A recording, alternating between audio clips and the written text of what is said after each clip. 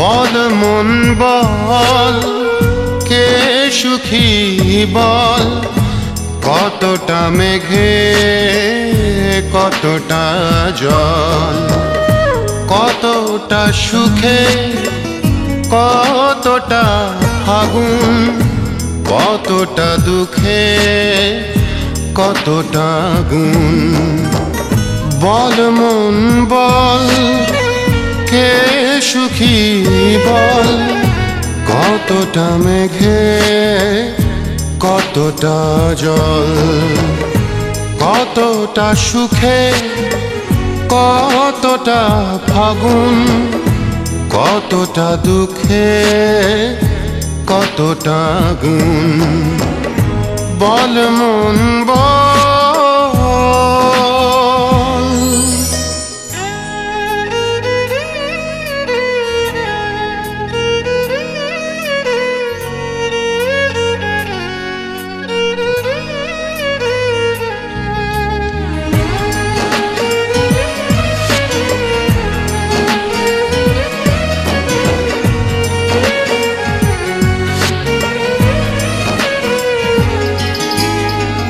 সুখ পাখি গেছে উড়ে চেনা পথ ভুল করে, আমি একা দূরে বহু দূরে।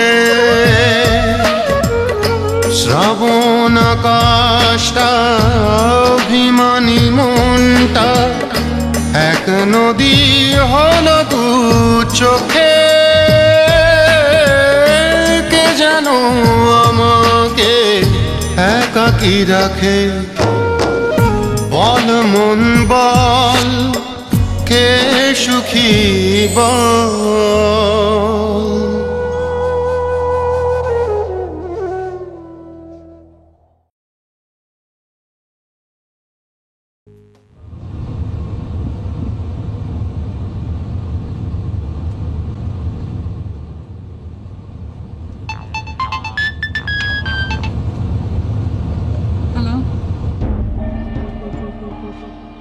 আপনি যাকে খুঁজছেন তাকে আপনি পাবেন না।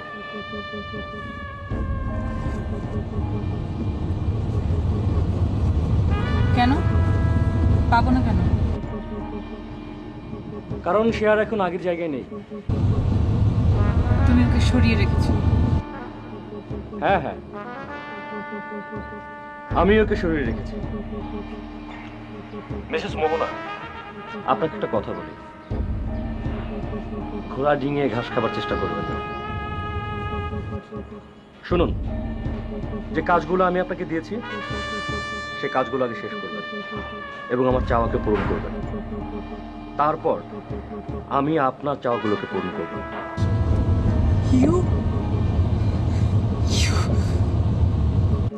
আচ্ছা, আপনি কেন বুঝতে পারেন না বলুন তো? আপনি যদি আমাকে মুক্ত করে দেন তাহলে রানা চৌধুরীর বাড়ি গাড়ি সয় সম্পত্তি টাকা পয়সা সবকিছু আপনার হবে। রানা চৌধুরী আপনার পা ধরে থাকে। কি আপনি চান না এই জীবনে অনেক অনেক সুখী হতে? আর জানেন তো, সুখী হতে অনেক টাকা লাগে। তোমাকে মুক্তি দেব কেন আমি? তোমাকে মুক্তি কেন দেব আমি?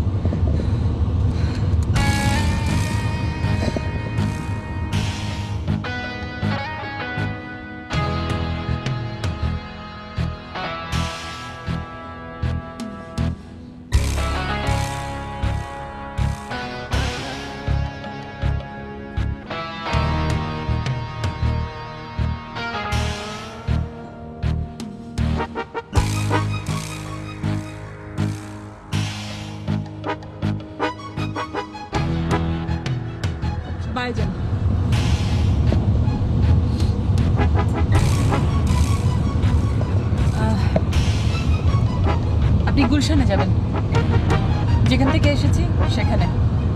জি ম্যাডাম।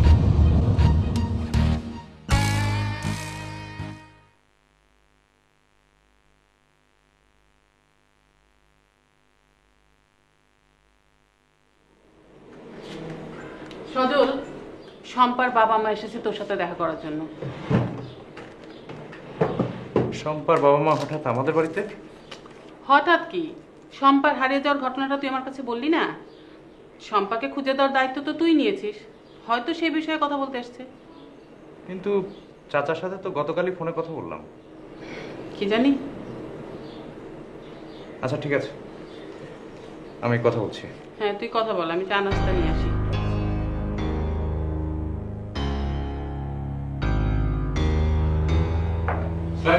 ওয়ালাইকুম আসসালাম। আমার বাসায় বসো বাবা, বসো। একটা জরুরি ব্যাপারে তোমার সঙ্গে আলাপ করতে এসেছি বাবা। জি বলেন। শম্পার তো আর কোনো খোঁজ পাওয়া গেল না, কি হলো বলো তো বাবা? একজন পুলিশ অফিসার হিসেবে যতটুকুন করার ততটুকুন আমি করেছি। কোনো রকমের মোটিভ ছাড়াই একটা মেয়েকে খুঁজে পাওয়া যাচ্ছে না। এমন তো না যে শম্পার কোনো শত্রু ছিল। এক্ষেত্রে আমরা সন্দেহ করি রোড অ্যাক্সিডেন্ট অথবা সুইসাইডাল কেস। এটা তো আপনিও ভালো জানেন। আই এম সরি, এইভাবে বলাটা আমার ঠিক হয়নি। Sorry aunty. আর সরি বলে লাভ কি? যা বাস্তব সেটা তো মেনে নিতেই হবে। সজল, একটা মানবিক কারণে তোমাকে অনুরোধ করতে এসেছি। জি বলুন। তোমার সঙ্গে দিয়ার বিয়েটা তো আমি ঠিক করেছিলাম, আজ আমি আবার অনুরোধ করছি, এই বিয়েটাকে একটু পিছিয়ে দেওয়া যায় না?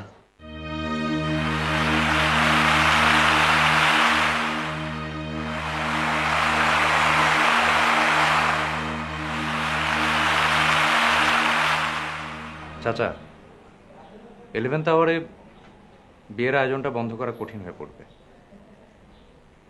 এক্ষেত্রে আমি অপারগ।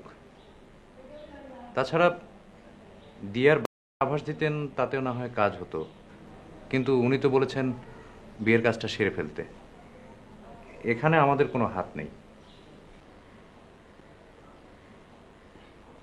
বাবা, আজ যদি তোমার বোন হারিয়ে যেত, পারতে তুমি বিয়ে করতে?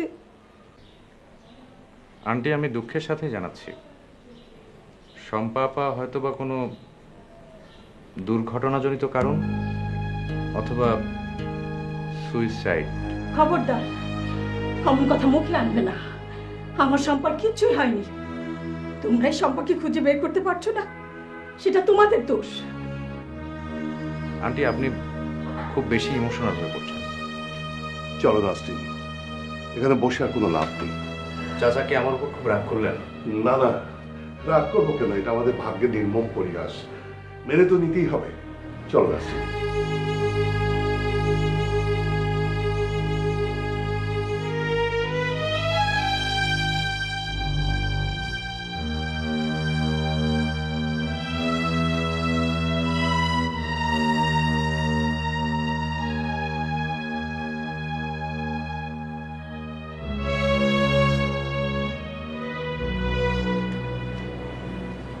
কি হলো, ওনারা কি চলে গেল? হ্যাঁ। কেন?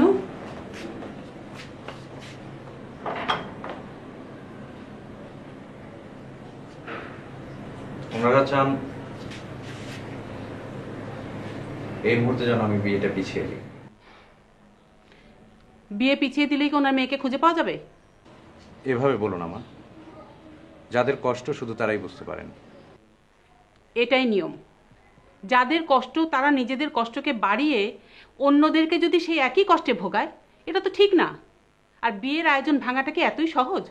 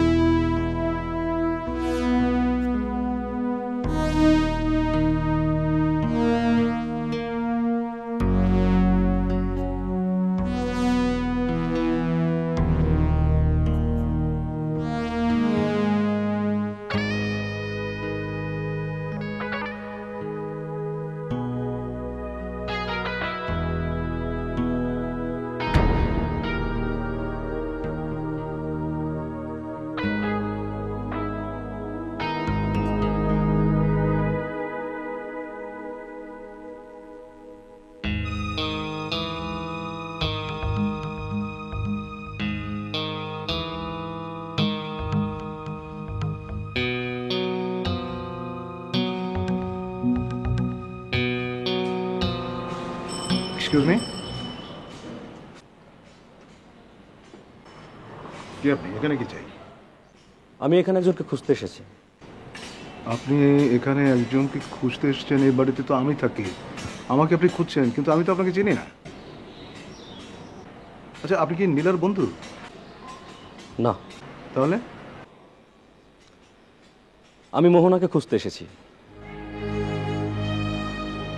মোহনা? হ্যাঁ, মোহনা। আপনি মোহনাকে চেনেন? দেখুন, আপনার এই প্রশ্নের উত্তরটা আমি এখন ঠিক দিতে পারছি না। সবার আগে আমার মোহনার সাথে দেখা করার ভীষণ প্রয়োজন। আপনি এই মুহূর্তে এখান থেকে বেরিয়ে যান। Just get out. আপনি মনে হয় উত্তেজিত হয়ে পড়ছেন। আপনি ভুল করছেন। আমি আপনাকে বলেছি বেরিয়ে যেতে, আপনি বেরিয়ে যান। মিস্টার রানা চৌধুরী, আপনি এখন আমাকে অপমান করে বের করে দিচ্ছেন। আর এই আপনি আমাকে সম্মান করে আমার কাছে ক্ষমা চেয়ে আমাকে ডেকে আনবেন এই বাড়িতে। Shut up! যান এখান থেকে। যান, গেট আউট।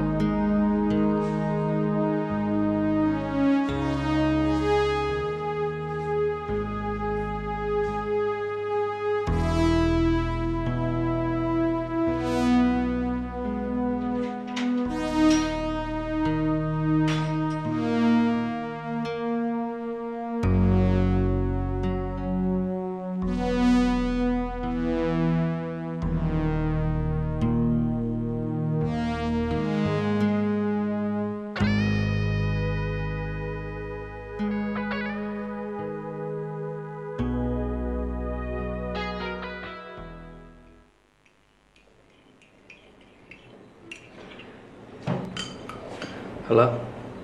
কিরে, সম্পর্ক কোনো খোঁজ পেয়েছিস? না। দেখি তোদের বাসায় আবার যাব। নাসরিন খুব ভেঙে পড়েছে জানি। খালু কোথায়? আছে। তোমাদের দুজনের সঙ্গে আমার একটু কথা আছে। আমাকে বল। না, দুজনকে একসঙ্গেই বলবো। আচ্ছা ঠিক আছে, বস, আমি তোর খালুকে ডেকে দিচ্ছি।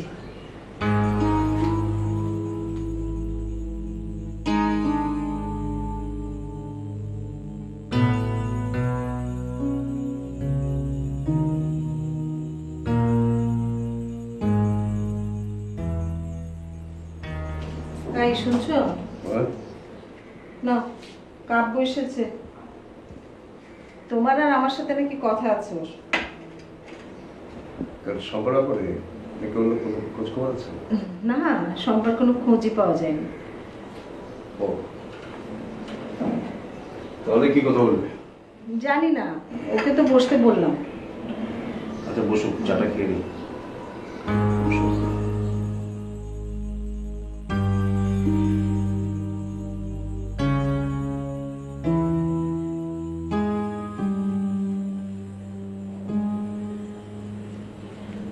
কখন এসছিস? এই তো 5 মিনিট।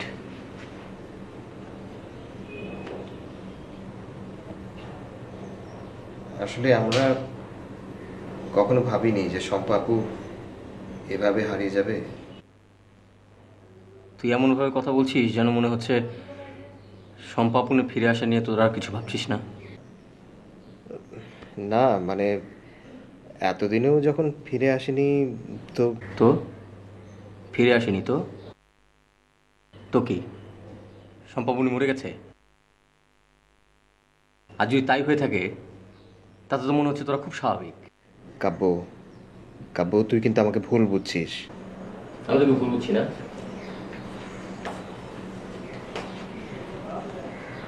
বস বস। তুই নাকি আমাকে কিছু বলবি? কি বলবি বল।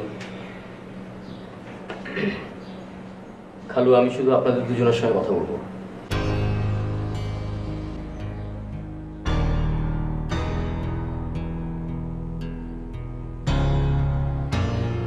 শান্ত, তুই একটু যা।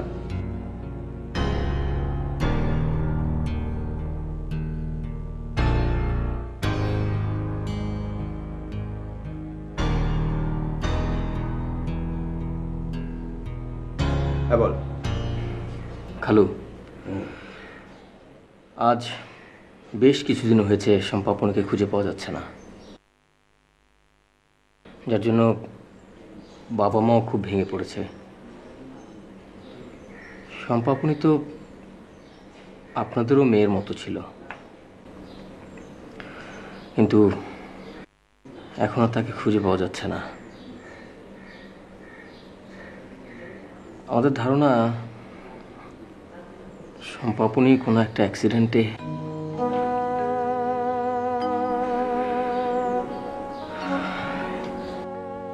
কাবু, যে কষ্টটা আমরা ভুলে থাকতে চেয়েছিলাম সেটাকে আবার তুই খুঁচিয়ে দিচ্ছিস কেন?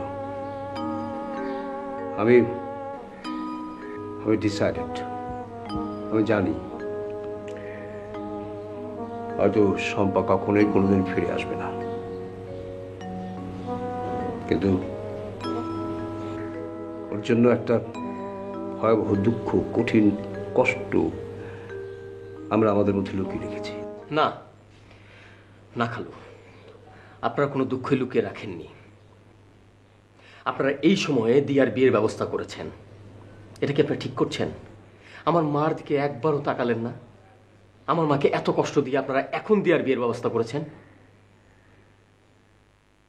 আচ্ছা, না হয় দিয়ার সঙ্গে আমার যে রিলেশনটা ছিল সেটা না হয় একটা অন্যায় ছিল, একটা ভুল ছিল, তাই বলে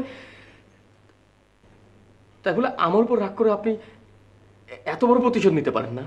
কাব্য, তুমি এইভাবে আমাদের সাথে কথা বলতে পারো না।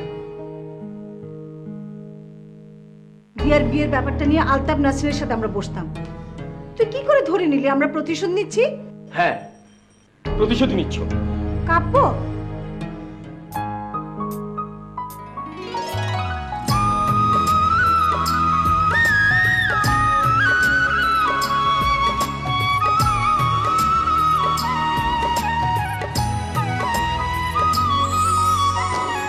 নীল রাতে মেঘ এলো, তারাগুলো নিভে গেল, আমি আজ বড় এলো মেলো।